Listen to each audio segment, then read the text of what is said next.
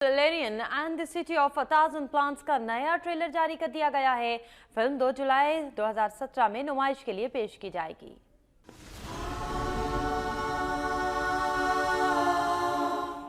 अगर आप एलियंस फिल्मों के शौकीन हैं तो फिर हो जाएं तैयार। हॉलीवुड की नई film Valerian and the city of 1000 plants का पहला ट्रेलर जारी कर दिया गया।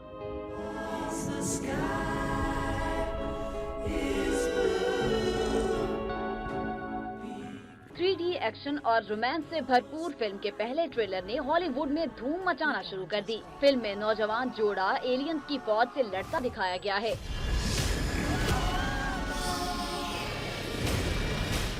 नौजवान लड़का और लड़की दुनिया को एलियंस से बचाने के लिए जंग लड़ते हैं। एक नॉवल से तख्लीक की गई फिल्म की डायरेक्टर लुक बेसन अपने शाहकार की कामयाबी के लिए बहुत पुरुमीद है। फिल्म अगले साल जुलाई में रिलीज होगी।